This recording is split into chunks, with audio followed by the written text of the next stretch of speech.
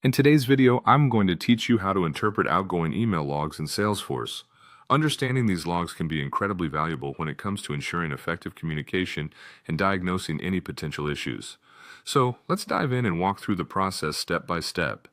First, what you need to do is log into your Salesforce account. This will be your gateway to accessing all the tools and features you need to manage and monitor your outgoing emails. Once you've logged in, navigate to the Setup section. You can find this by clicking on the gear icon located at the top right of your screen. From there, open up Advanced Setup to delve deeper into the settings. Once you're in the Advanced Setup, let's move on to finding the email logs. To do this quickly, use the Quick Find search bar. Type in email logs, and it should appear as an option. This is your first step into tracking and monitoring your outgoing emails. The next thing you need to do is request an email log. Simply click on the option that says Request an email log. This will allow you to specify the parameters of the emails you want to track. Now you'll need to enter the start and end dates for the log you wish to generate.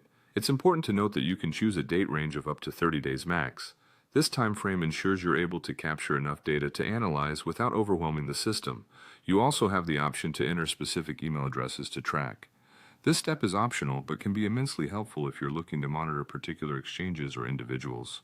By focusing on specific addresses, you can streamline the amount of data you have to review.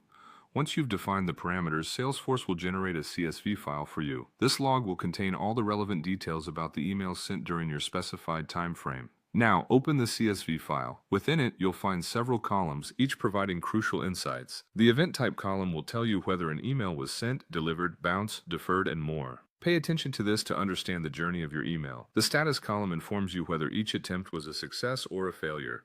It's pretty straightforward but critical for troubleshooting. Next, look at the recipient/from column. This lists the email addresses involved in the communication, providing clarity on who was contacted or who initiated the email.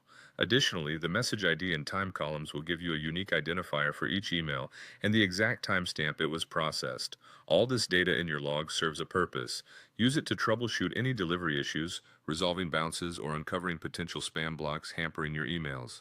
Email logs aren't just informative, they're a powerful tool for auditing and diagnosing any outgoing email problems you might be experiencing.